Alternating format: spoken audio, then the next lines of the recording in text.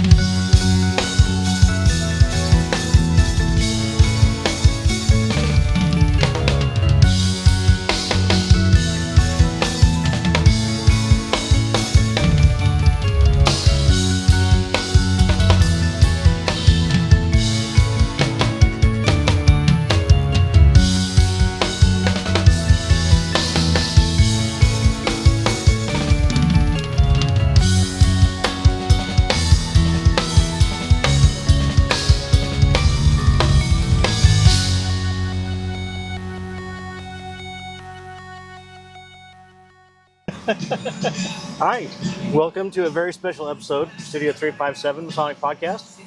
We are at Lodge 288's car show in Bellevue. Yep. We've got a nice shady spot. It's a beautiful morning. Got Tracy Chapman in the background. Yep. I don't Car think lot's filling up.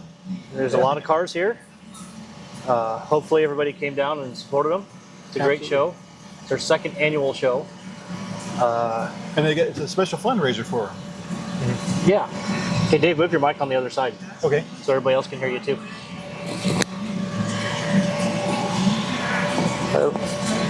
Yeah, I like that. Yeah, so Nebraska Humane Society is what they're benefiting this one for. Yeah, I think they're the benefactor for the show. They've got several other vendors here. It's like some custom signage and some tchotchke kind of stuff. You get hot dogs and music. Good times. Yeah, a lot of cool cars. So we'll be interviewing a representative from Lodge 288, probably AJ, who's the organizer of the show. Okay. Coming up later in the show, we're going to interview Pam Weiss, who's the CEO of Nebraska Humane Society. Yep.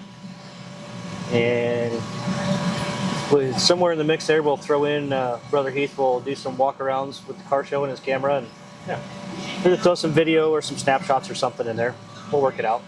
Yeah. We'll let the producer produce, right? That might as well do his job. Yeah. That's what you're getting paid for. You getting paid? Sure. This many. Yes. All right. Well, hopefully you see something, hear something that you like. Yeah. See you on the flip side.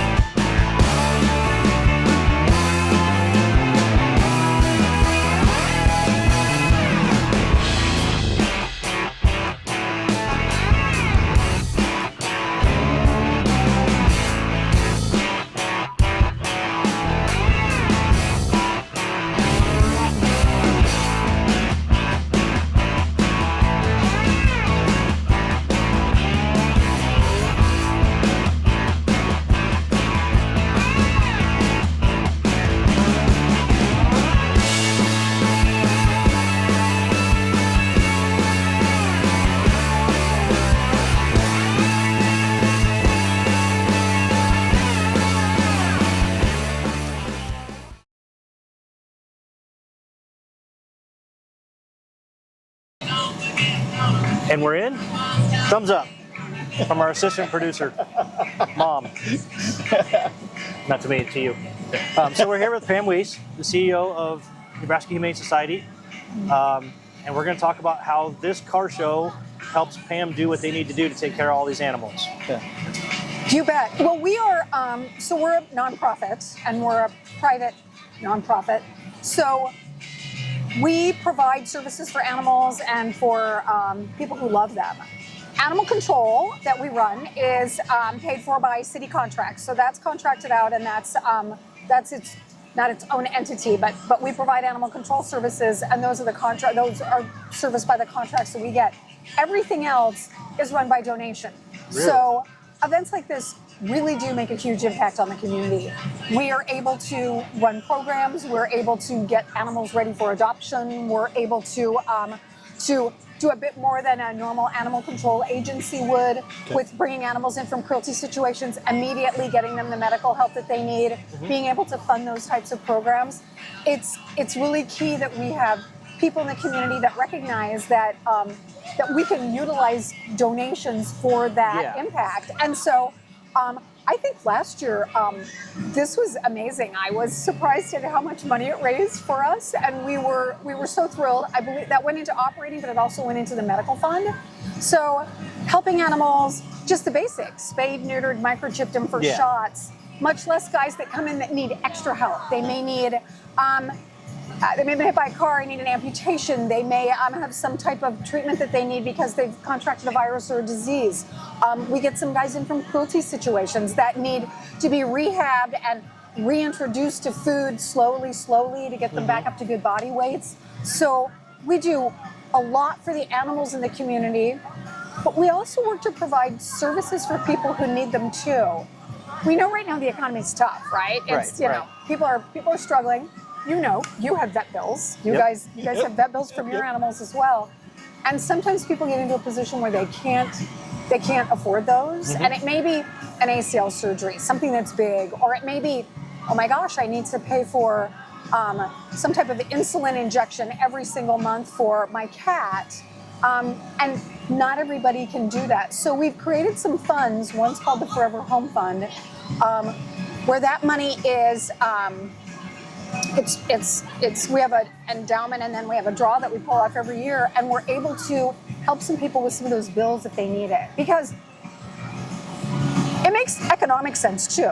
Why would we say, okay, well, if you really have to surrender your pet, you can, then we fix it and then we adopt it out to somebody else? Why don't we keep it with its loving owner? Way better for the pet, way better for the owner, better for the shelter too. Right. So if the animal doesn't even have to come in, so if we can help them pay that bill or afford that medication or something like that, that keeps an animal out of the shelter, keeps them in a loving home. We don't have to do all that administrative stuff and all those other things that we do, and it makes a whole lot of sense. So the Forever Home Fund is one fund that we work with a lot. We also have a pet food pantry. People that donate, they donate to it, and then they also can donate food. If you've got a pet that is like, Bosco doesn't like this anymore, it's a half a bag of perfectly good, very expensive food. As long as it's not expired, we just ask you to tape it up and bring it in its original bag so we know what it is, and we can get that out to people who need it. And maybe it's a couple months of food that they need to tide them over, until they can get back on their feet economically. So we've got that. We've got free pet food deliveries for people that are on Meals on Wheels that get food in the home from an agency like that. So we've got a lot of programs that help keep pets in homes too. And that's kind of where sheltering's going now. Yeah. Instead of just, you got a big building, we're going to warehouse all these pets and take care of them. Now it's like, gosh, if we can keep them in the homes and keep them with loving owners, and that's 3/4 of the battle. It's just being able to afford that. So a lot more shelters are going more toward outreach instead of bring them all in here. It's like, how can we keep them where they need to be and still provide those services? So it's fascinating. We're going to a sheltering conference this coming month, and a lot of that is based on how to help people in the home, how to provide community services. What can you do to provide services in people's community? Because we can give you a voucher for a free spay neuter, And that may still be too expensive if you don't have transportation to get your pet to our clinic. Right. Yeah. I can't take him on the city bus. How do I get in there to get that? I have this free spay, but I literally cannot do that. So Right. taking those opportunities to the people. We have a mobile trailer now that we're currently using as we fix our flooding.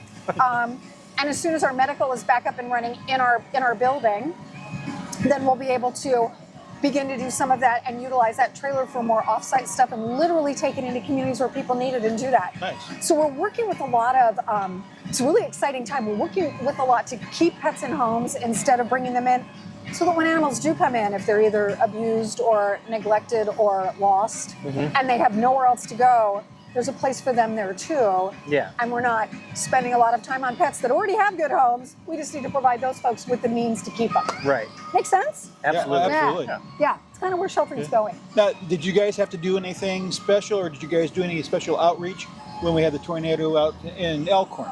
You know, it's interesting because we have, when Fremont flooded several years ago, they actually had some shelters that were set up for people, and they had pets. So we took we took kennels, we took bowls, we did that, and I think that there were probably 10 to 15 pets that were staying there with their people. We helped set up a pet shelter. This time, we didn't need to do that. I think people had a lot of warning.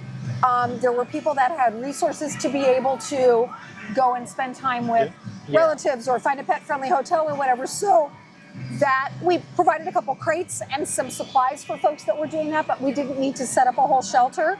What we did have was a pet living community going, how can we help? And we said, well, if you donate to the pet food pantry, we will then take that out and offer that to people in those areas, which we do. We have a mobile pantry that goes out. And then if in 2 months, when their insurance hasn't come through or things are getting a little tight while they're waiting for payments, they may need that and it will still be there for them. So we had people donate to that, and we collected all weekend and all week from that, and then we're able to disseminate that. And we even took some to the places in Iowa that needed it. Okay. Yeah. Dropped off in some of those small towns that were just decimated. Took some out to Elkhorn, took some to Blair, took some to Bennington. We're able to kind of share the wealth. And it was wonderful. I mean, we had people that bought out Walmart, I think. They're like, we have a pickup truck full of food. And I'm like, oh my goodness. We loaded it right onto our mobile box truck, and then we're able to just get it where it needed to go. So that was fantastic. But I think the warning and people really planning for that made a big difference in being able to respond to that. And people were, I mean, we absolutely were able to help. We went out, we rescued some pets. We had some in for a very short period of time, but everybody came and reclaimed them because they were like, we want our pets. So it was we were able to help, but I think that the community really rallied around each other too, which was great to see. Yeah. Yeah, absolutely. We really do some absolutely fantastic work. I mean, we get our dogs from the Humane Society. We appreciate you taking the time out of doing what you're supposed to be doing here to let us interview you. All is good. Thank you so much for the opportunity to be able to tell you about some of the exciting stuff. It's a really great time in animal sheltering. I think we're really looking at really helping people. And the focus is on the pets, but it's also on the people, because the people take care of the pets. So if we can help the people help the pets, that's even better. And how can people donate, or where can they find you? So we're at Nebraska Humane Society, anyhumanesociety.org. We've got a website. There are ways that you can donate. You can look. We've got wish lists for specific items, or if you want to monetarily donate to help us keep the lights on, that's great too. We are, the shelter itself is located at 90th and Fort, right in Omaha, and you're welcome to come by and see what we've got available. Pets, we've got cats, critters, dogs, the whole 9 yards, and we're gradually reopening from that, the kennel cough virus that we had, so we've got more and more dogs coming available. Cool. Yeah. Absolutely. Well, I appreciate you taking the time out of your Oh day, my gosh, Pam. you guys, thank you so much for this opportunity. I really appreciate it. Thank you. And we'll be back Pam. in 3 to 5 business days, and we'll talk to AJ. And don't forget, Bob Barger said spay and neuter your pets. At Homeward Handyman Services, we pride ourselves on being honest and giving every job the attention it deserves. Owned and operated by a master mason with 2 decades of expertise in home repair. We are bonded and insured, and we carry the highest standards when it comes to taking care of your home. Whether you need a faucet changed or a light remodel, we can take care of your home improvement needs. Call Michael at 402-915-0824 today for a free estimate.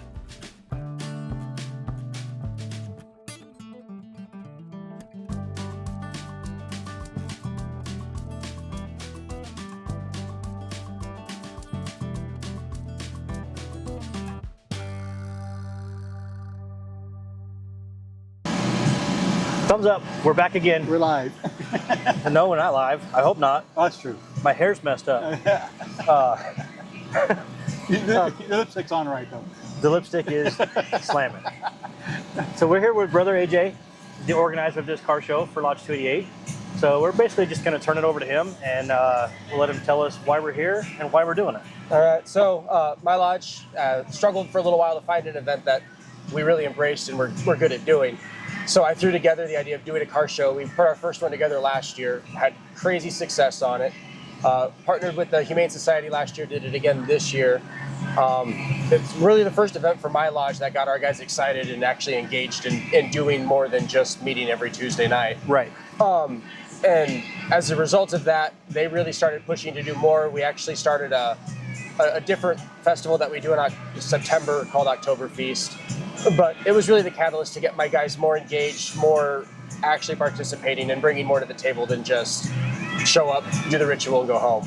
Yeah. I partnered with the Humane Society 2 years in a row. All of our guys are animal lovers. It made perfect sense for us to do it that aspect. So it made sense. And who doesn't like cars? Yeah. Right. We're definitely car guys. We entered our cars in your show last year. Yep. Just we saw, hey, Sonic Lodge is doing a car show. Let's go throw our cars in there. Yeah. And I'm glad we were able to come back this year. Really happy that the podcast is able to be here. We can help promote you and the Humane Society. So are you selling any of that enthusiasm we can borrow for our lodge? You got to find your own thing, man. I hate to be that guy, but we definitely. It really is. It's got to be what fits your. It your does. guy. It definitely does. And the brothers' attitudes is really what matters. Like, if everyone just kind of sits back and coasts, nothing ever gets done. And so finding something that motivated everybody was just really critical in terms of getting that ball rolling. So, Yeah. In terms of getting that activity, it's just trial and error. It really is. Yeah. What night do you guys meet? We meet on Tuesdays at 7 o'clock at the Loma Lodge off 132nd and they're in Millard. Kind of somewhere in there, yeah. Right there in the Millard area. Okay. So if you guys are interested in becoming a Mason, check them out. Tuesday nights, 7 p.m. at Maloma. And I think that's pretty much a wrap. All right. Thank you. Camera lady, thumbs up. All right. She's a good co-producer. She is. She's really getting the hang of this. May have to hire her. Three passes here. Yeah. The pay sucks though. Well, we're wrapping up our visit to 288's car show. 288's car show. It's not even hot, but the heat's getting to me. Yeah. It was nice for them to let us come out here and play today. So Yeah, it's been fun. It's been a productive day. There's a lot of nice cars here. The guys are great. Yeah, met a lot of nice people. We have. It was great talking to Pam. Yes. Probably the closest thing to a celebrity we'll ever interview. At least locally. Yeah. Yeah, they've got some good vendors here. Let's hope they keep the car show going Yeah. year after year. You're number 2, so hopefully they can really keep this thing going and really help out the Humane Society if that's where they want to save their money with. And See that box, babe. The Yeah. Storm Chasers tickets for What you got for shout out, kiddo? Just shout out to 288 for having us here. It was a lot of fun. Yeah, I agree. What you got, Dave? shout out. I guess probably to the Lodge Boys with 288. Did a fine job of making this car show happen. Some good food. Yep. So they brought the weather out. They brought the good weather out today. So Yeah, somebody prayed to the right God. yeah, they did. They did. I'd like to give a shout out not only just to 288 but to AJ for reaching out to me. I made an inquiry to see if we could come be on the show, and he called me back the same day. We talked about it and got it nailed down. I want to give another shout out to Justin Bauer with Bauer Family Electric. Talking about some maybe future show sponsorships, so that'll be cool. I heard pipes. Squirrel. It was a Ford. Oh, okay. No worries. I lost track. Did you see I was just trash talking right there? Yes. I said Ford. in for the last 7 Did a little dumpster diving. Well, I think that's about it. We'll wrap up this show. Do a little quick hitter special episode. All right, for the I think with that, Olive Garden yeah, gift card, I think that's it. 727 I think so. All right. Thanks for watching. Thanks, everybody. Yeah.